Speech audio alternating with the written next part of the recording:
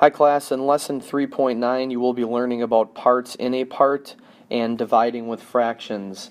Learning targets today, you will determine how many groups of a certain size are in a number, create a representation for division problems, and divide with fractions.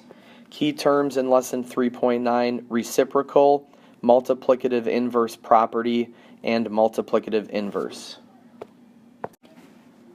Turn to page 200, problem 1. Division, please explain yourself. Division of whole numbers means to ask how many groups of a certain size are contained in a number. The expression 12 divided by 3 means you are trying to determine how many groups of 3 are in 12. If we refer to the physical model, we can see there are 4 groups of 3 in 12, so 12 divided by 3 is equal to 4. Turn to page 201. When you divide with fractions, you are still asking the same question. The expression 2 divided by 1/2 is asking how many halves are in 2.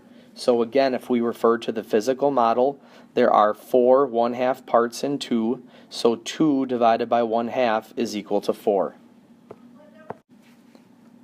The expression 1/2 divided by 2 is asking how many groups of 2 are in 1/2. Referring to the physical model, there is 1/4 of a group of 2 in 1/2. So 1/2 divided by 2 is equal to 1/4. Turn to page 202. We are going to do number 1, letter A together, and then I will have you complete letters B through E with your group members. So let's take a look at letter A. First, we have to write a sentence to describe what the division expression is asking.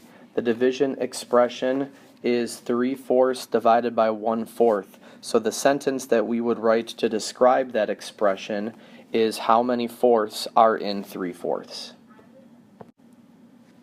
Using my fraction strips, here is what your diagram could look like to represent the division problem to help me then calculate the quotient and determine that 3/4 divided by 1/4 is equal to 3.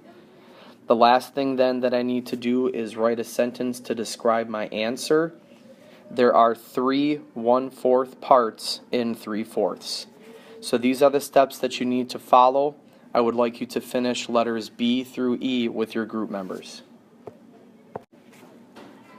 For letter B, how many fourths are in 3/2? This is what your diagram should look like. My quotient is 6, and there are 6 1/4 parts in 3/2. For letter C, how many 3/4 are in 3? My quotient is 4. There are 4 3/4 parts in 3. For letter D, how many eighths are in 1/2? My quotient is 4. There are 4 1/8 parts in 1/2.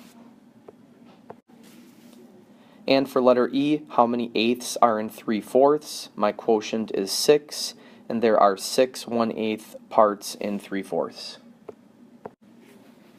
Answer number 2 with your group members.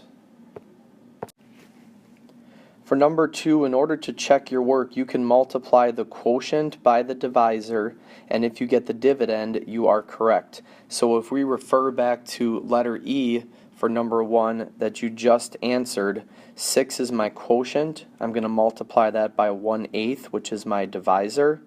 And if I get the dividend, which is 3/4, I know that I am correct. I simplified 6/8 in order to get 3/4, so I know that I did the fraction division correct. Turn to page 204, answer number 4, letters A through F, and number 5 with your group members. What you should notice about each product in question 4 is that each product is one whole. Turn to page 205. When you reverse the numbers in the numerator and denominator of a fraction, you form a new fraction called the reciprocal. The reciprocal of a number is also known as the multiplicative inverse of the number. The multiplicative inverse of a number A over B is the number b over a, where a and b are non-zero numbers. The product of any non-zero number and its multiplicative inverse is 1. The fractions you multiplied back in question 4 are reciprocals of each other.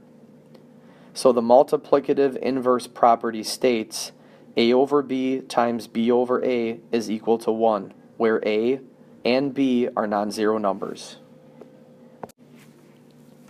Turn to page 206, answer number 11, letters A through F with your group members.